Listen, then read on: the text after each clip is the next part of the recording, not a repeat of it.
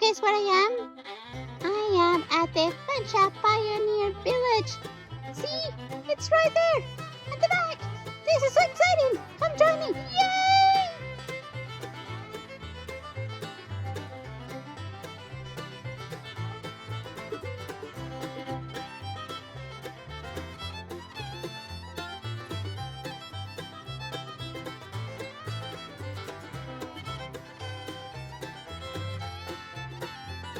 Welcome to the Fanshawe Pioneer Challenge. Whoa, where are we? Hey, that's the game we were playing. Let's go check out some of the places we see on the map. Visit the algae house in the village.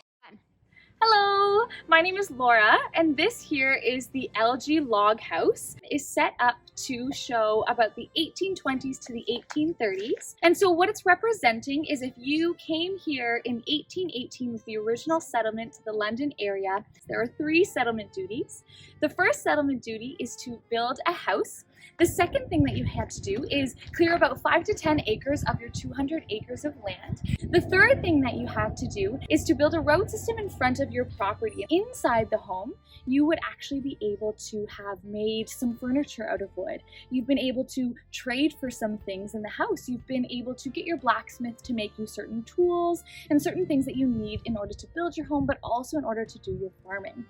At this time, the algae family probably would have been doing subsistence farming, which means that they're only growing enough food for their family to eat and to survive. Visit the log school. Welcome to the log school. And this is about 1840s. This is one of the first schools the village has. And what do you have when you study? In the early days, kids would use slates to do all their words, but now we use tablets. Visit the Corbett Tavern. Find an interesting object and compare it with what we use now. So before people were able to get their piece of land or their plot, someone would have to come along and survey it. And so a surveyor would actually use a few different tools, including a surveying chain. And so you'll see here, we're holding our surveying chain, and it's made up of a whole bunch of little metal links. Every survey chain had the same number of links, and so it was the same length. That way we could lay this out, and when you measure a whole piece of land, that way we can actually give you the dimension of what the area was. This is what they used to use, but today you might use something like a measuring tape, or if you see people beside the highway who have a tripod set up with what looks like a laser on it, that's a surveyor's modern tool that can measure distance, because an old surveyor would also use a compass, so they knew what directions they were measuring in. They'd have a little notebook to keep track of all the details. So you can see why they use today lasers instead of our household measuring tapes. They're just not quite long enough. Visit Hill House. Welcome to Cedar Hill House. So this house belongs to around 1867 by the time of Confederation. So this is our version of a washing machine. So you put all your clothes and your water inside, and then you do this for the entire time that your washing machine would run. Then if you were to do it by hand on here, right? You take this down to the water and scrub. Visit Wilfred Jury's home. Welcome to Jury House. This house was built in 1888 as a wedding present to Amos and Julia Jury from Amos's father. And around 1890, Amos and Julia had 2 children, Wilfred and Irene. Wilfred actually grew up to become an archaeologist. And also around this time, there was the Industrial Revolution going on. So It's time to visit Dr. John's house. So this is Dr. Jones's house. One of the tools that was actually created back then, but is actually still commonly used today, is this called a reflex hammer. Probably seen this used before. You just knock it on your knee, and then when your knee reacts to it, everything is good. Dr. Jones might have lived in during his time as a doctor in Clandeboye. So we're going to take a look at the parlor room, which also doubled as the doctor's waiting room, his kitchen, as well as the pharmaceutical area and the doctor's office.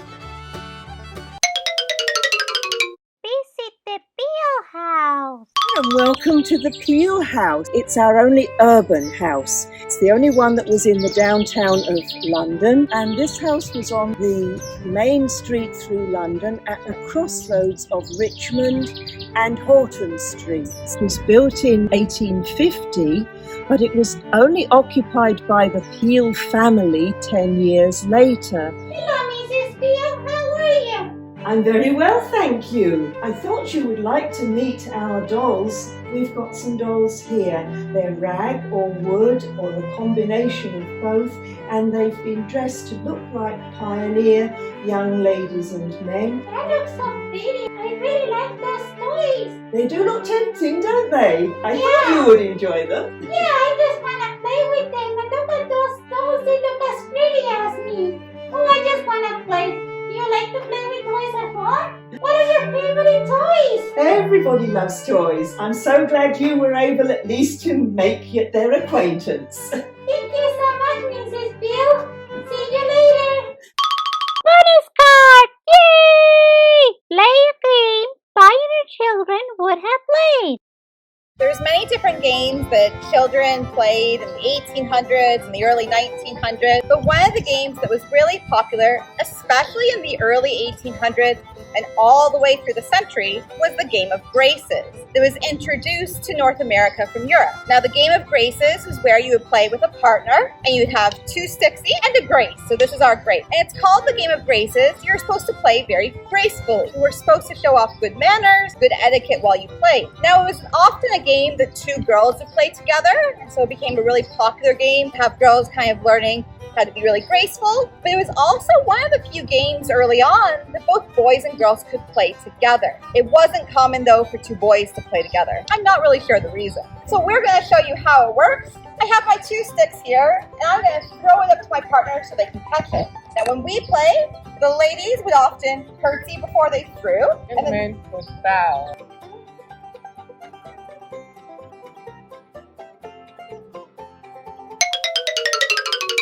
Visit the print shop. Welcome to the Free Press. This building is a recreation building of what a newspaper printing press would look like in the mid-1850s, moving all the way into the 1900s. Alright, well come on in. I already have a form here. So this is a form for some calling cards. So basically you would leave the calling card at somebody's house. If you showed up and then they weren't home, you would leave your calling card. So that's something we can make here.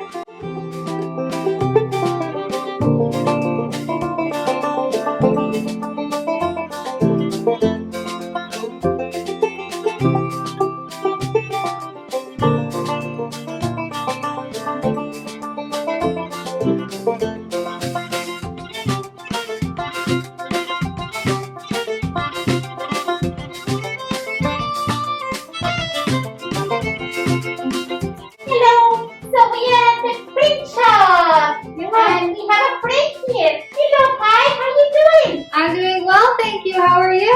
Fine, thank you.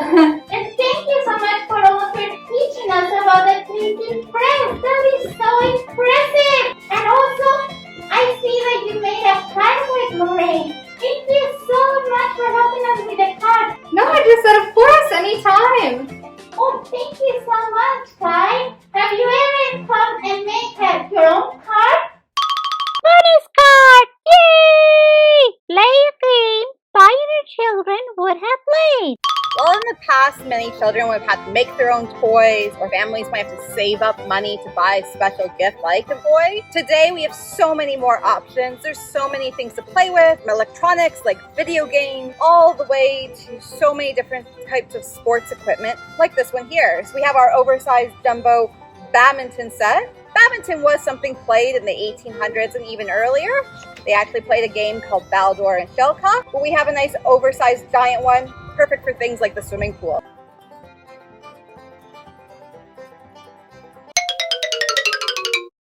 Visit the Denfield General Store. Did you know every village had their own general sell a store. That way everybody could get their supplies in town. Do you know that they sell stuff made by the villagers? Yes, volunteers make some of the gifts you can find here. Fanshawe Pioneer Village even has their own storybook and also a coloring book. I just wanna go and color. Bye! Bonus card! Did you know that Fanshawe Pioneer Village hosts a reenactment of the War of 1812? There were no battles particularly up in this area, but the Americans did come through in 1814 on raids that were designed to destroy the mills and to take the provisions from the farmers, partly because the Americans were starving near the end of the war, and also to destroy the ability of the British, the colonists, to have subsistence in their farming. It's interesting to note that the First Nations, their soldiers were viewed by General Brock to be some of the bravest soldiers he had ever seen. He and Tecumseh had great respect for each other, and I believe it was General Brock who wrote of Tecumseh, "Surely this is a man," when he met Tecumseh, because he knew he could trust him. But he relied on his First Nations allies, and had it not been for the First Nations allies, several of the major British victories might not have occurred, because it was their presence and their effective fighting technique.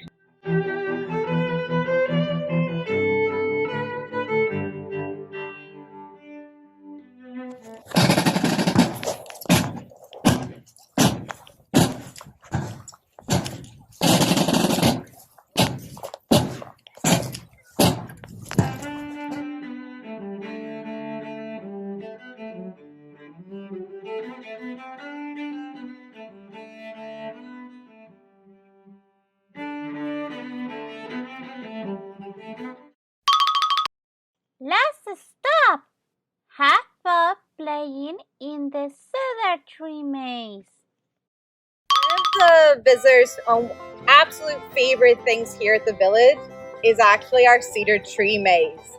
Many people come and they don't realize this giant bunch of trees behind me is actually a really fun activity. So this is a maze, and it was made by one of the superintendents of Fanshawe Conservation Area, Rex Bishop. So this is the Rex Bishop maze. And the pattern, the design of the maze is actually based off a maze back in England where he grew up, and he used to play in that maze as a boy. So here in Canada, when the village started over 60 years ago, he wanted to create a maze here for visitors, and so he designed it on the one from his childhood. Have fun in the maze. Congratulations! You have completed the game. It was so much fun playing with you. See you later. Thank you to all the volunteers who make the village an awesome place.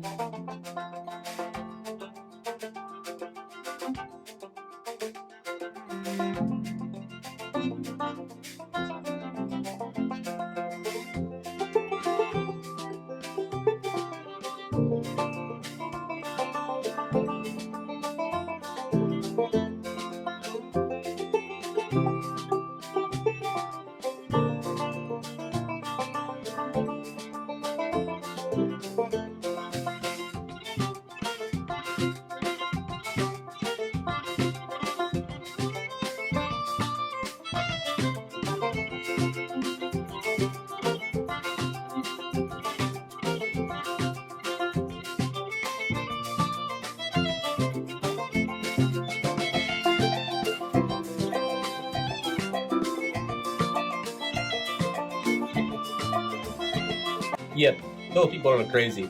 So, if you'd like to see more videos, click here. And if you'd like to see other stuff, click here. And please, smash, destroy that subscribe button right there. Bye!